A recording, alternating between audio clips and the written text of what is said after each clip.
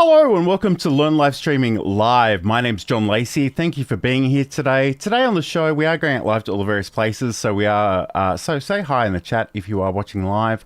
But today on the show, obviously we're in a new year. It's 2026. So happy new year, first of all. But I thought this would be a really good opportunity to maybe take stock of what has happened last year in terms of your own content creation, what kind of things you'd like to explore in 2026, and maybe some of the things you want to give up in 2026 because maybe they're not working, maybe they're not sparking joy. We're going to unpack some of that, and I'm going to reflect on my own experience because I think I do a fair bit of processing my own thoughts through this process of live streaming. So I wanted to come on today. I know today is not actually the normal day that I do this show, but things are just a little bit different at this time of year, but I hope you'll indulge me. All right, so I think, first of all, I think it's really important to take a step back and think about what you're actually wanting to communicate about. What is the subject matter? What are the topics? What are the themes? And for me, some of this has changed quite a lot in the last 3 years. So this channel, and if you're watching on YouTube, this is at Learn Live Streaming, and this channel was really about live streaming, and I kind of also want to talk about content creation more generally, and I'm kind of trying to negotiate those couple of things. So I guess for me, the themes they're really popping out that I really still want to explore are things like working with OBS Studio. That's my live streaming software of choice. I know it's not for everybody. I hear a lot of people who just throw up their hands and go, it's too hard. I don't personally believe that, but that is a fairly common stance for a lot of people. And I don't really want to convince you to use software you don't want to use. There are lots of options out there. And if something else is going to work better for you, then just run with it. But I guess the other thing too is I've been really loving editing in DaVinci Resolve lately. I really, really do enjoy this quite a lot. So what I'm hoping to do is a lot more of that. And I have in the last week done a whole bunch of sort of impromptu live streams where I just open up DaVinci and I just start editing my projects and explaining what I'm doing and turning a live stream into YouTube short content specifically. And I've really loved that. I really like editing. Again, I feel like such a weirdo and such an outlier because everywhere I look, people are like, I hate editing. I don't want to edit. Don't make me edit. Which again, fair enough. You do you, but I really do like it. And I'm in love with DaVinci Resolve. We might even bring up DaVinci and talk about that a little bit later on as well. But I'm really enjoying it, and I love editing. I really do actually love editing, and it's funny because I think different people, some people love editing, some people hate editing, some people are much more about being on camera. It's going to vary for all of us, and I think in some ways you've just got to find the thing that's going to work for you personally. And I've just been genuinely a little bit surprised by how much I love getting in there. Like, I don't necessarily love the recording of things, but that's obviously a necessary evil for the kind of content that I make. So that is something I'm definitely looking at and hoping to explore further. The other thing, bit of show and tell perhaps, although it's got a silicon cover on it at the moment, so it's probably not quite as obvious, but the DJI Osmo Pocket 3 is something I bought last year, and I really love making videos on this thing, and I'd love to make some more, frankly. It's just a question of getting out and about and doing that thing. And DJI are a company who's I've really been enjoying their products, like not just the DJI Osmo Pocket 3, but also the Mic 2. They're so much better than I would have anticipated. And it's a really weird time because I believe America has effectively stopped the import of their products into America, like the American government specifically.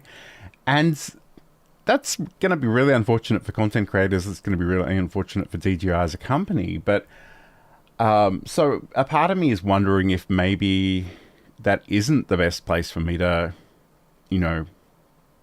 make content about DJI stuff specifically, but I do love it, and I'm going to keep using mine. I'm going to keep making stuff. So let's just see how that pans out as we go ahead. And look, I wasn't going to do this, but I think I'm going to just give you a little demo of me in the wild with the DJI Osmo Pocket 3.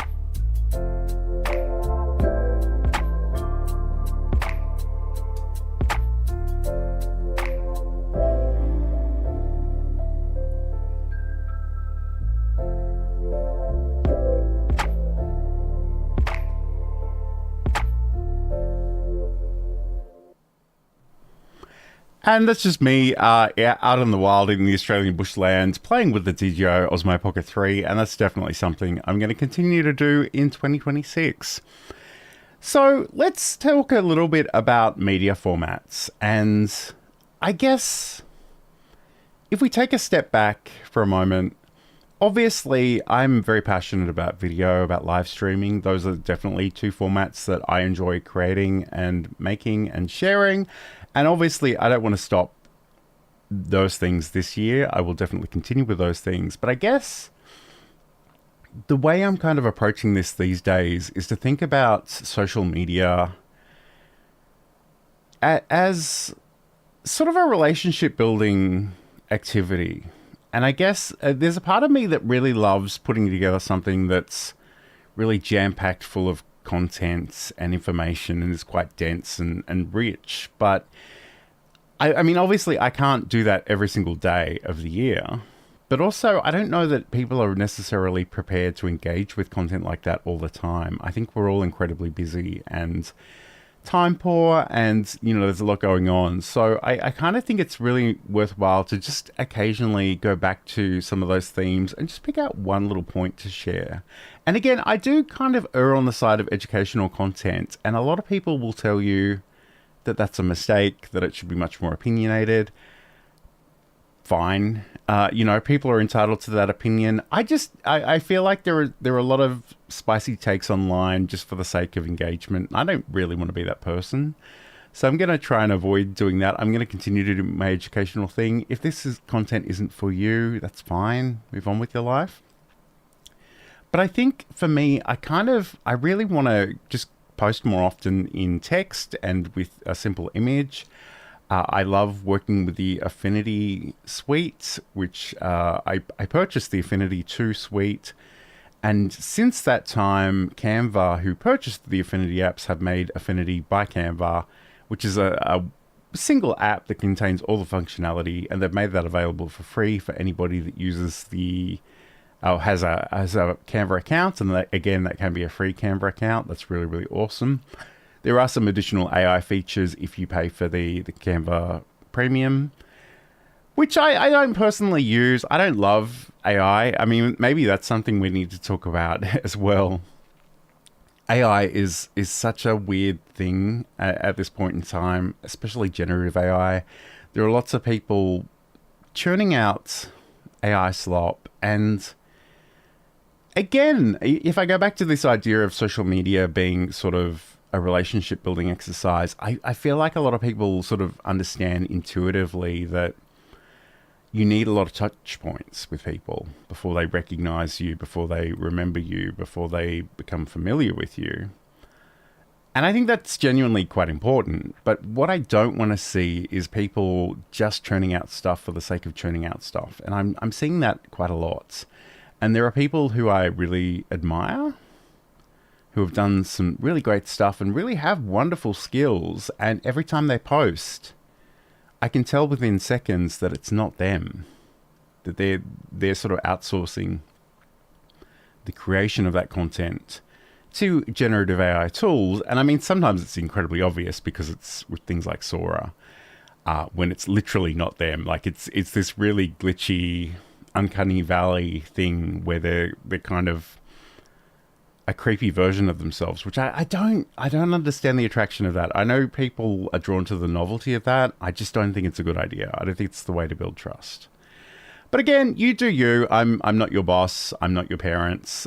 You need to decide what's appropriate for you. But I genuinely try to avoid anything that puts words in my mouth that I haven't said and makes it look like I've done things that I haven't done. I think it's really important that we stop and consider how we're being represented online. And a lot of that is literally what you put out into the world. So I think that's definitely worth talking about as well. Some of the other things, and again, it sort of depends a little bit on the platform, but there are things that are just very simple engagement activities like polls and quizzes.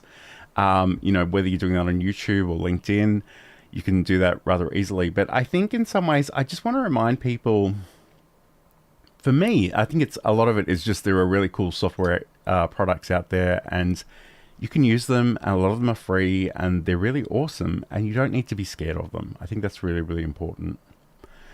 Okay, so that's that.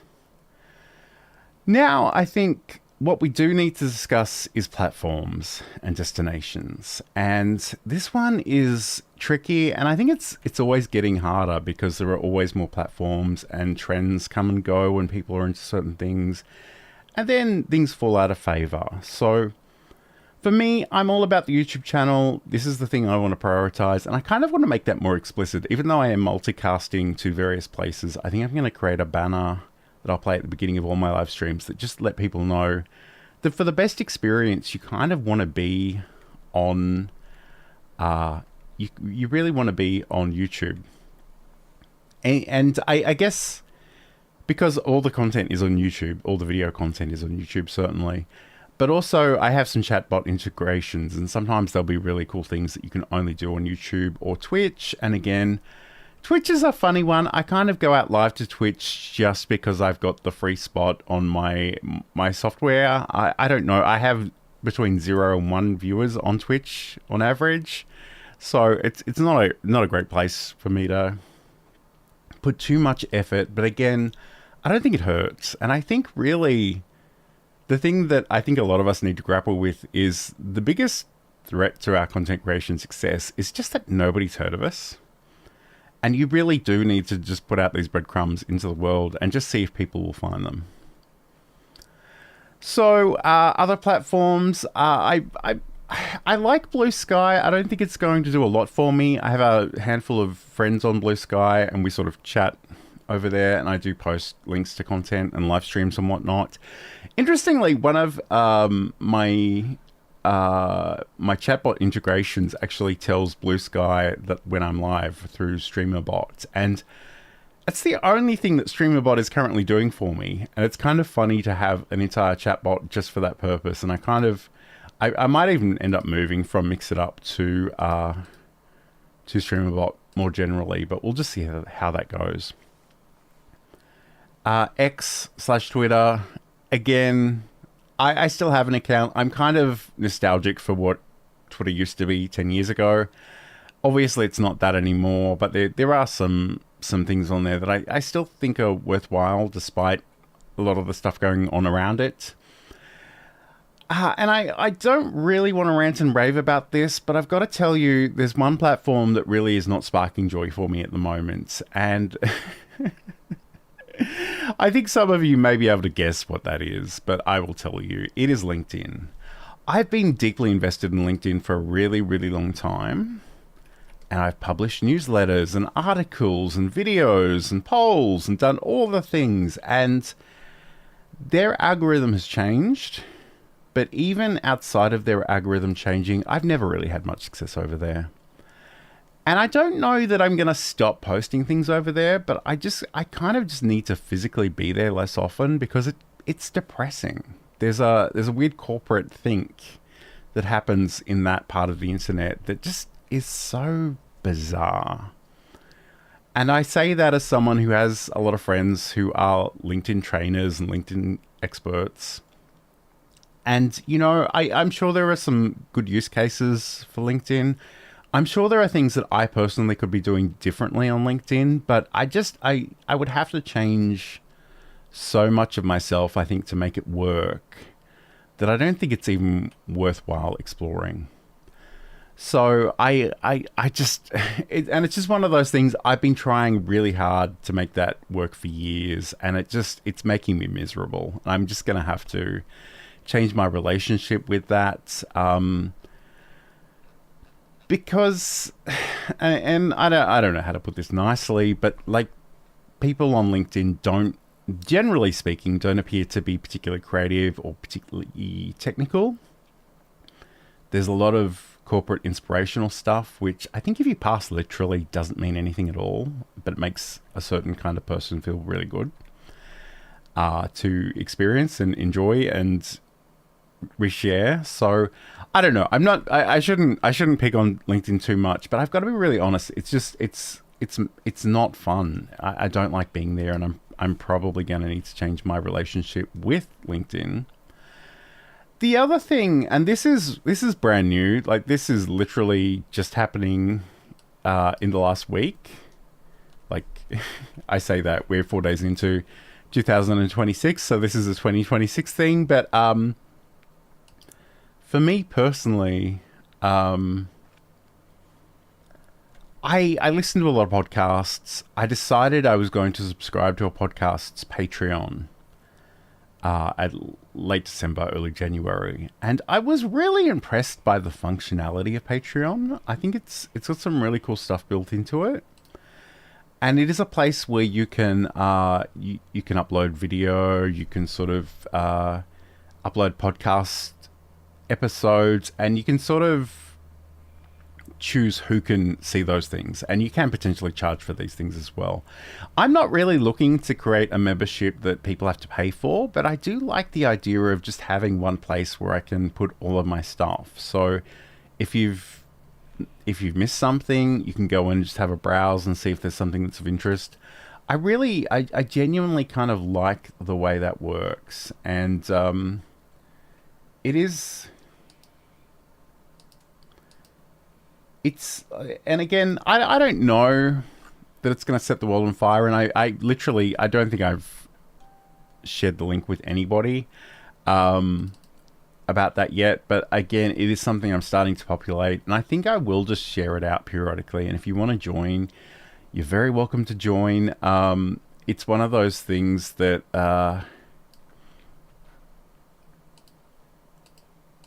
I don't even know where I was going with that last point. But I just love the idea of it. And I think in some ways, that's kind of why I gravitated towards LinkedIn in the first place, because it was a place where I could do a lot of different things. I could live stream, I could upload videos, I could have these newsletters and articles. And I love the idea of one place that has all my content. And I mean, admittedly, that should probably be my website, but my website needs a massive overhaul. And I'm just struggling a little bit to find the time to do that. So right now I kind of am, I'm just playing with it. I'm really just playing with it. And I don't know if it's going to be something or if it's going to be nothing. And again, it's not going to be a money-making strategy for me personally, but I think it's definitely something I want to have a bit of a play with and just see what I can achieve over there. So let's talk about tools a little bit. And this actually wasn't on my list, but I think it's worthwhile doing because just before I went live, I did see Josh Liston over on Twitter complaining about yet another price increase for Adobe's audio software. Which I think, I don't even remember what it's called, to be honest. I haven't, or Adobe Edition.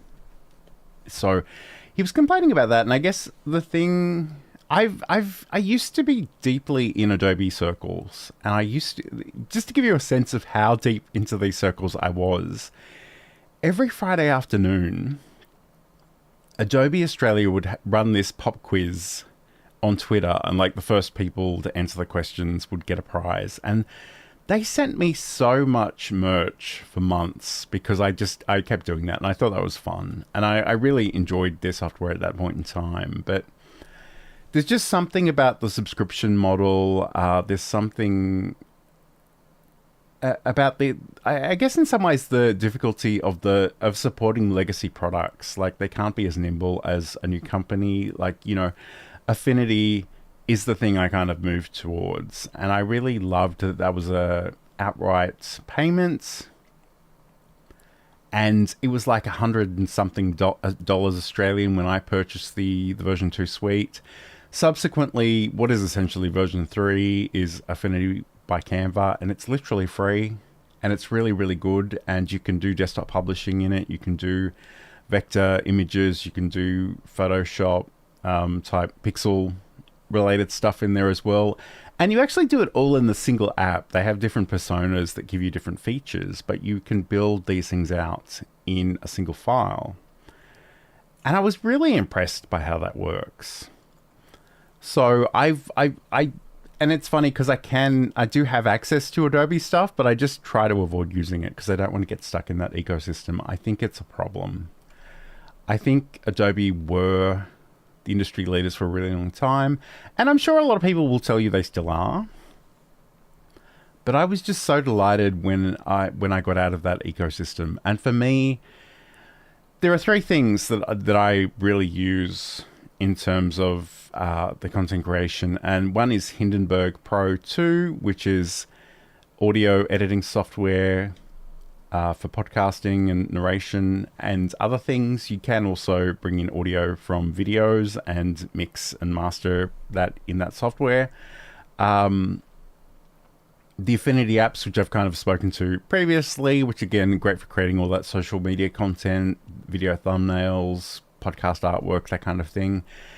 And DaVinci Resolve, which again, I'm completely obsessed with. I love DaVinci Resolve. It is so good. And even the free version is really good. I kind of bought the speed editor, which I have a magical button on my Stream Deck, but it doesn't seem to be set up to show you what that looks like. But it's a physical keyboard, and it just makes editing fun and fast.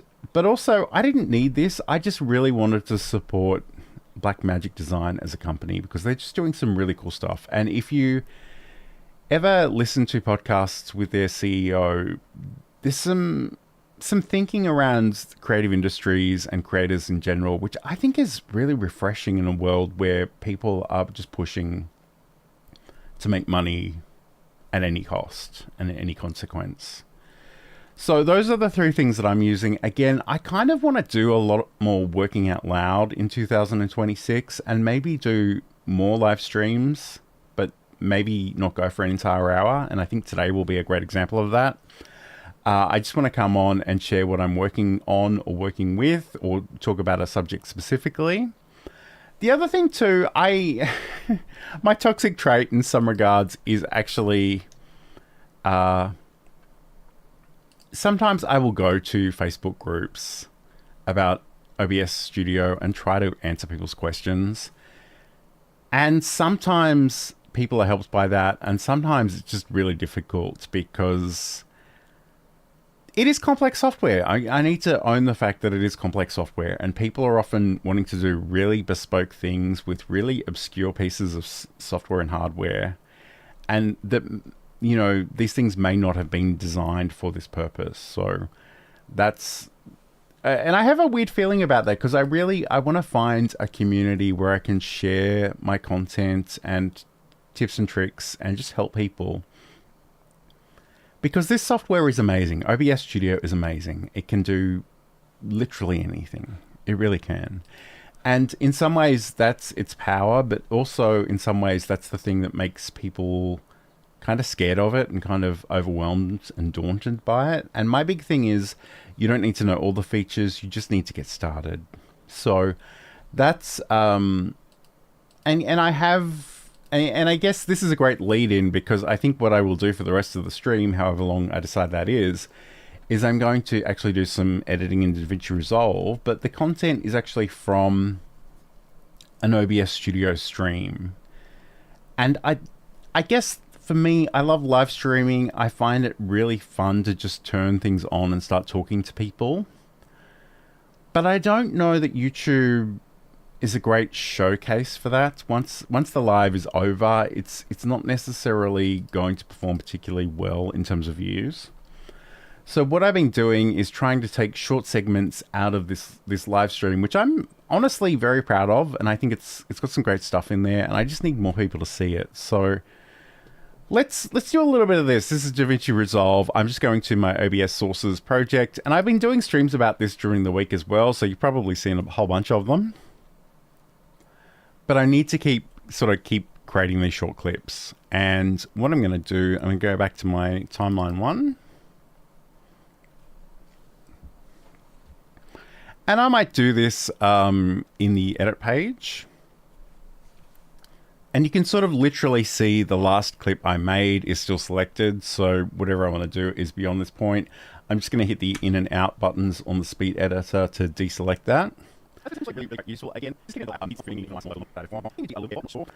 there are actually a lot of ideas, a lot of tips and tricks in this video, and I think they're all really valuable, but I don't want to clip every single one of them because I'll be here forever. What I will do, because I've kind of done that one, window capture.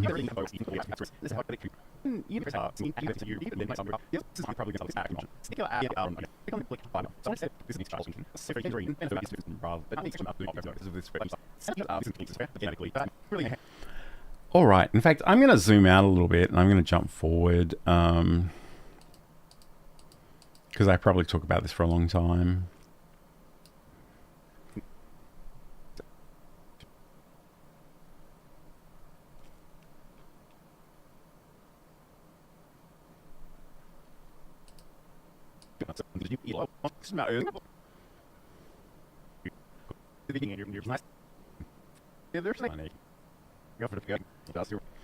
Okay, so the next clip I want to make is about images. Let's just see if we can find out where this starts. Resize this window again. We'll make it, I don't know, much smaller.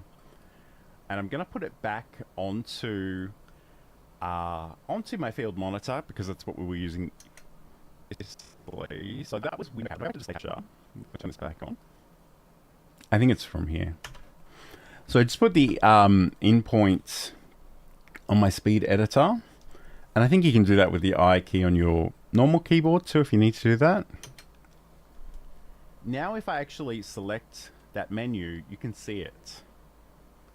And that's the thing, depending on how the app is built. Okay, I was wrong. That's not the start point. Other boxes may use the same window.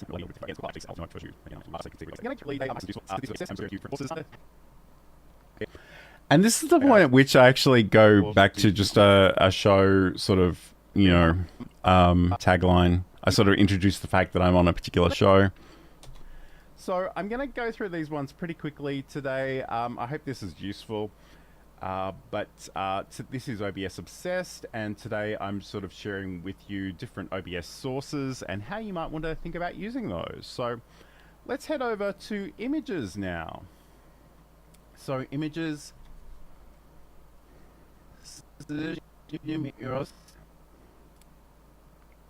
All right, so this is the real endpoint, so I'm going to do that. So images, again, exactly what it sounds like. It's just an image source. You can bring in any type of image you like.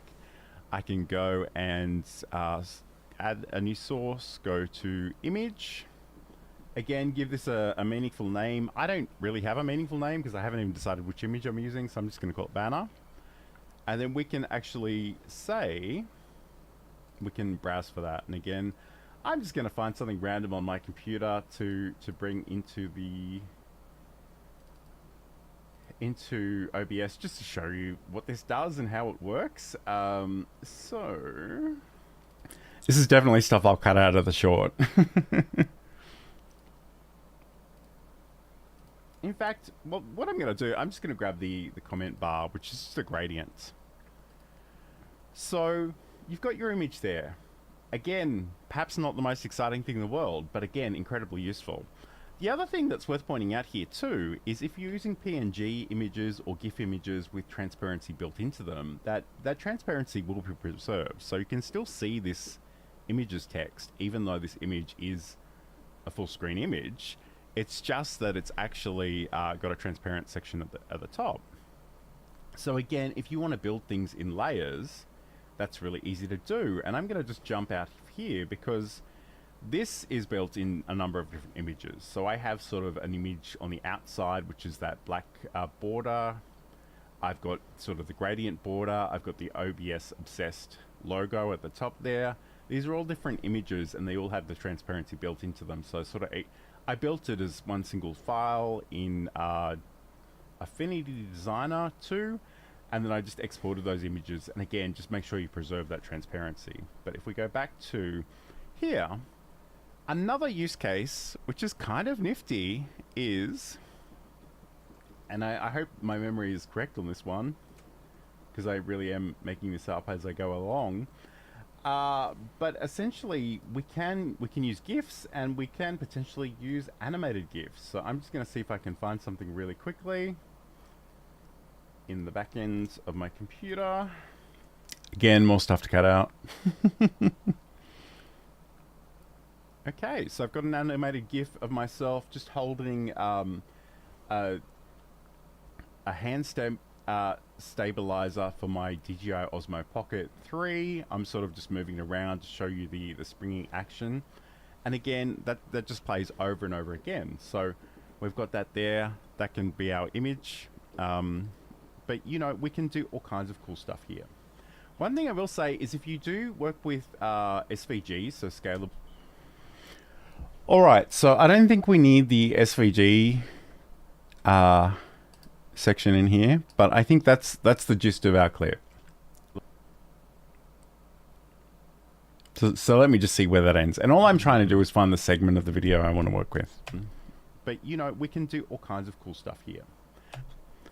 So I'm going to say, I'm going to go back just a fraction and go out. And again, this may or may not be the best way of working, but I'm finding this incredibly useful. What I can do is actually right click into my timeline up here and go create subclip. It will create a new clip for me. This one will be called timeline 1 subclip 7. I can then, I can sort of edit that as its own project. And don't forget to like and subscribe if you are watching, if this is useful. If you want to learn more about DaVinci Resolve or OBS Studio or all of the above. Okay, so we've got our clip here.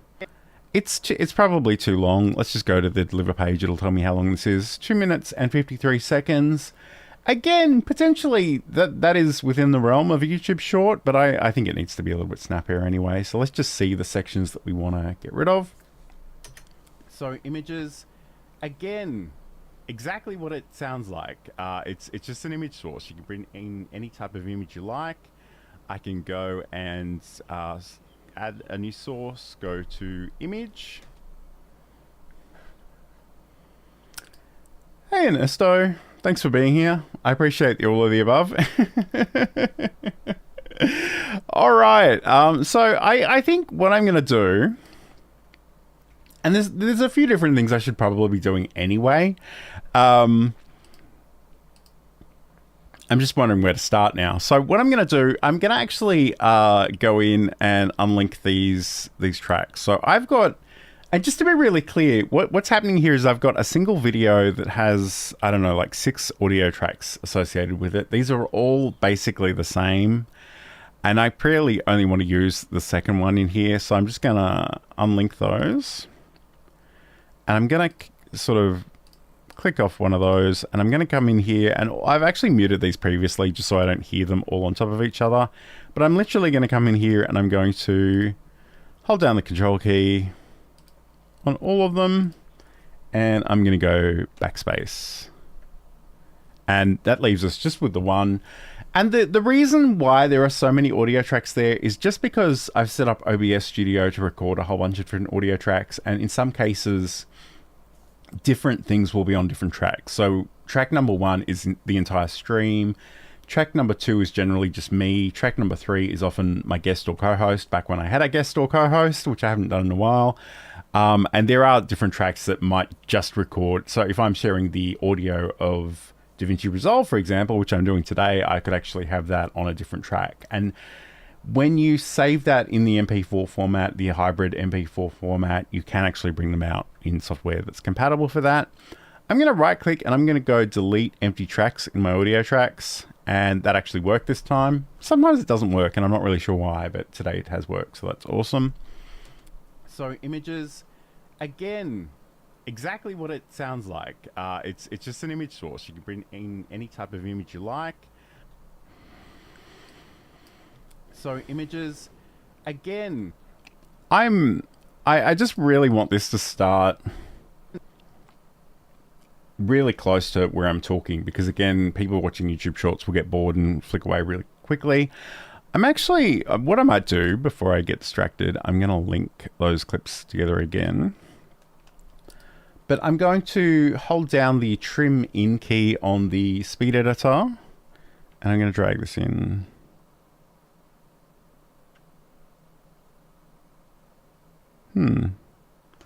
I'm not entirely sure what that was doing, because it's not... In fact, I might need to zoom in quite a bit to see what I'm actually doing here. And I might even just make this audio waveform a bit bigger so I can see what I'm working with.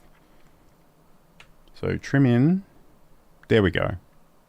So I really want to start somewhere around here. I might need to actually turn off the snap.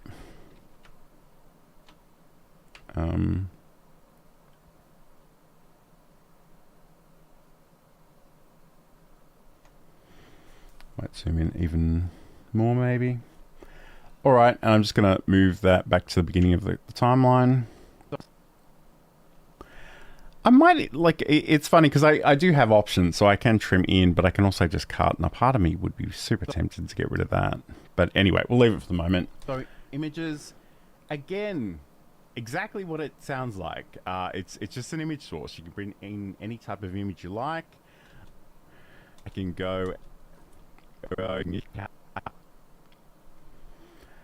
And I think I will sort of cut some of this just to, oh, not there, just to make this a little bit snappier. Any type of image you like.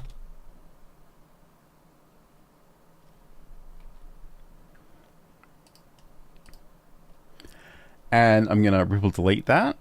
And again, I might zoom out to give you a better sense of what ripple delete does. So I've selected those clips. I'm going to delete those. It's going to delete them, but it's also going to bring the tracks after it in. So they're like that. Like I can go and... That's actually a pretty seamless, transition because I haven't really moved too much. But I probably would be inclined to just put in a bit of an effect there just to make it a little bit more dynamic. And I think the blur dissolve is one that I really like. I don't know why. I just really like this. So I'm going to put that on both the tracks. And again, in case I haven't articulated this today, we've got two recordings. They're both out of OBS Studio. One of them is me in a vertical format with a background.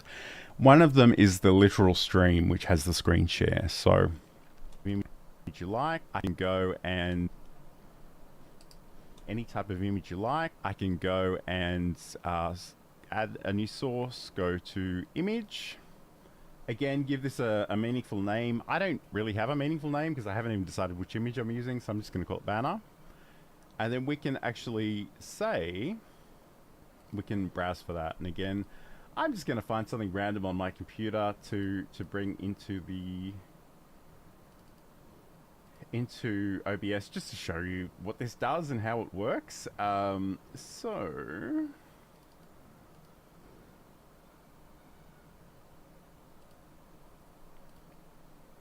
in fact, what I'm going to do, I'm just going to grab the... All right, so there's a lot of unnecessary content, shall we say, here. So I'm going to go Control B. I'm going to put a breakpoint here. I think I might even get rid of that transition. I think it's a bit overblown, but we'll come back to that later. So basically, I just want to say that I'm browsing for the file, and then I want to actually jump to that next section. And again, I'm just going to find something random on my computer to bring into OBS just to show you what this does and how it works. All right, so maybe before this,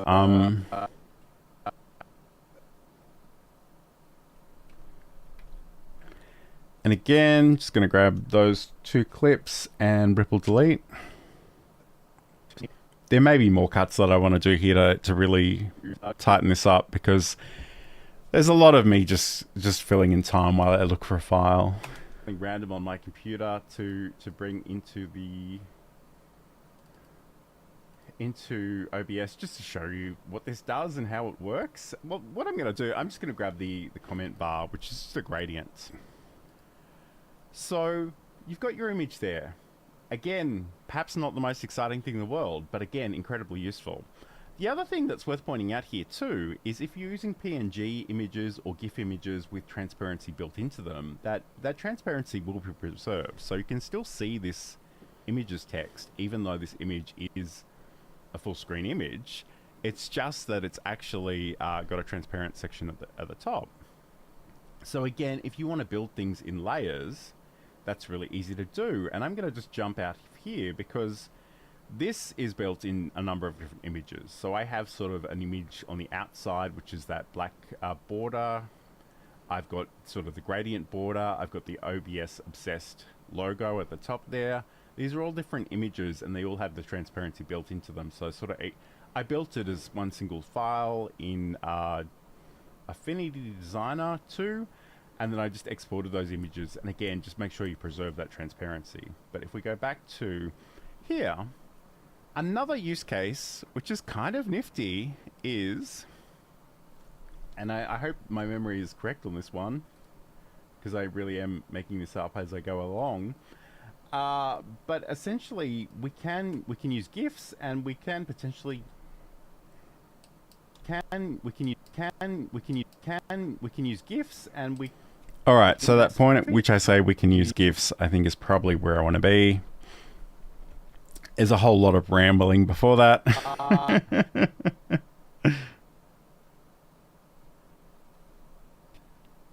Here, another use case, which is kind of nifty, is, and I hope my memory is. All right, so I think this is probably a really good place to be. And again, let's just grab those two clips and ripple delete. Kind of nifty is we can use GIFs and we can potentially use animated GIFs. So I'm just going to see if I can find something really quickly. All right, so again, that thing about me finding something really quickly is probably unnecessary for short. Use GIFs and we can potentially use animated GIFs. So I'm just going to see and I hope you can appreciate, like, it's so useful to see the waveform to know where we're making our cuts here. So again, all I did was sort of drag this out to make it larger, because originally it looked like that, which is not useful. But if I drag it out and fill the screen a little bit more, and we're going to cut there. I'm going to see if I can find something really quickly in the back end of my computer.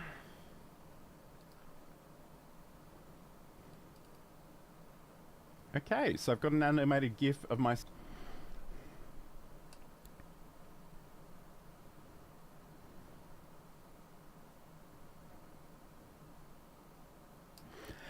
And it's funny, this is a place where I'm cutting as much for the screen share as I am for the audio. So in some ways, I probably would want to jump to that, and maybe we will cut these differently. But I think right now, let's just get rid of those clips. Essentially use animated GIFs. So I'm just, okay, so animated GIFs is the point. There's a little bit extra stuff there, and again, I'm going Control Plus just to zoom in a little bit more, just to see more of that waveform. Use animated GIFs. So around here, effects.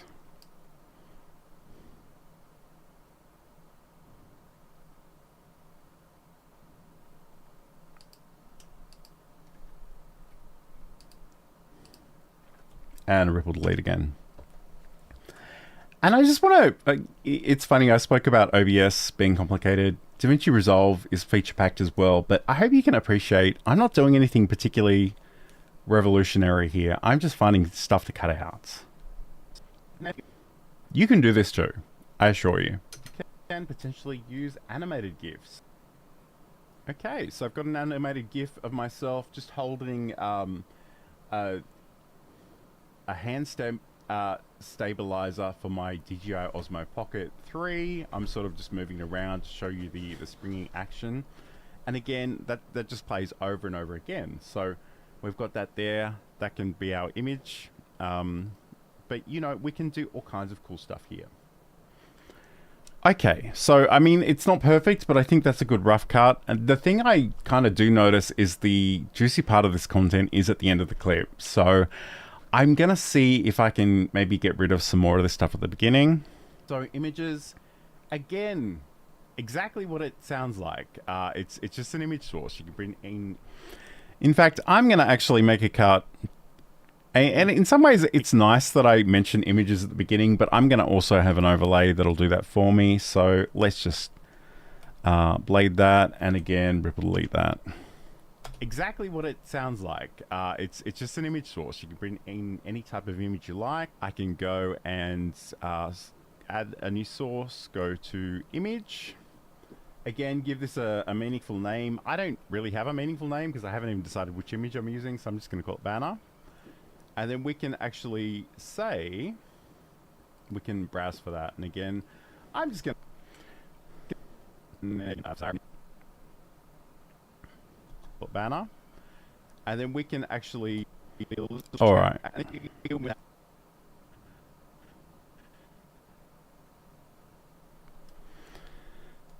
So again, I just want to get rid of stuff I don't need in this clip. Like, I can go and add a new source, go to image. Again, give this a meaningful name. And we don't need that diversion where I'm saying I don't know what to call it, because that's not useful. Again, give this a meaningful name.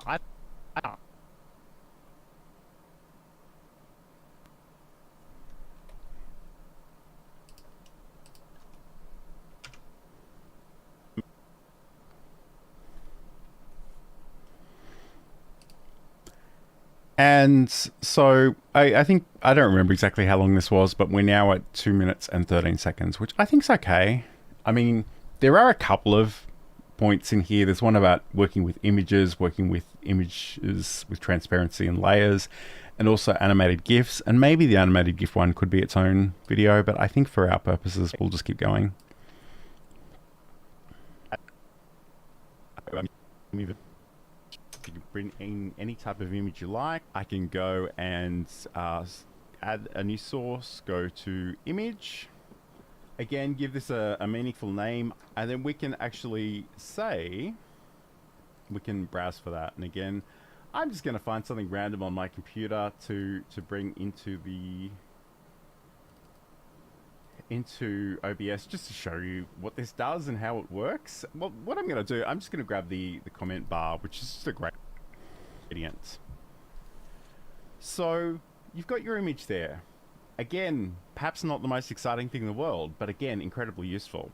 The other thing that's worth pointing out here too is if you're using PNG images or GIF images with transparency built into them, that transparency will be preserved. So you can still see this images text, even though this image is a full screen image. It's just that it's actually got a transparent section at the top.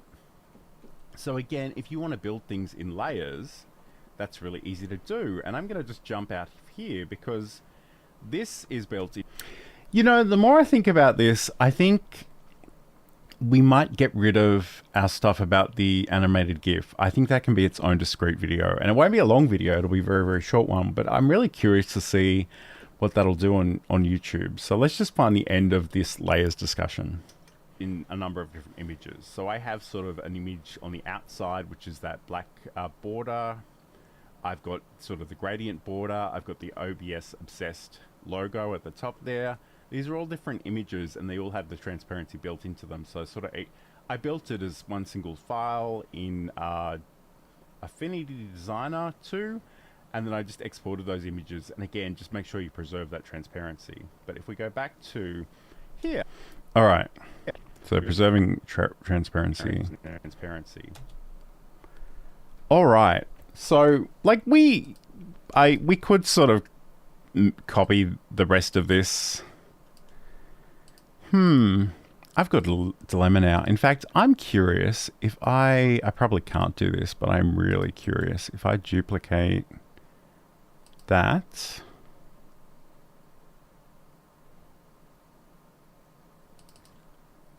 I'm not really sure. I have a weird feeling I might break something, so I'm probably not going to worry about this too much, but I have obviously made some cuts here, and probably what I'd want to do is just go and preserve those cuts, but I'm not even going to worry about that right now. I'm just going to get rid of these clips because I just want to focus on one short at a time. Let me just make sure I haven't overdone that. I know, 2. And then I just exported those images. And again, just make sure you preserve that transparency. Okay, I think that's good. And let's just go to the liver page and we'll see we've gone from, you know, nearly 2 minutes something or other to 1 minute 36, which I think is probably better. And I think this is how I need to think about these shorts, is they really need to incorporate 1 or 2 ideas, not 3. So again, I probably need to go in and keep going with this one. I probably won't do all of it on the live stream because I've done a lot of this during the week. If you want to go back and watch those, they are on the YouTube channel.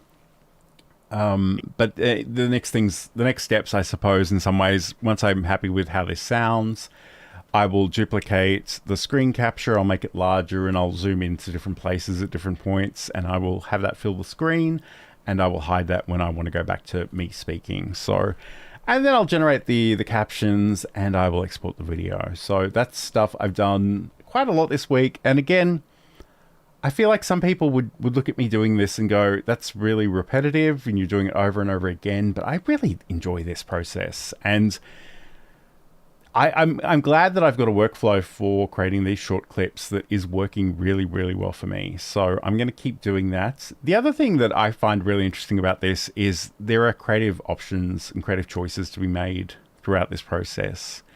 And sometimes you'll be like, do I stay on the scene for a little bit longer? Do I cut away from it?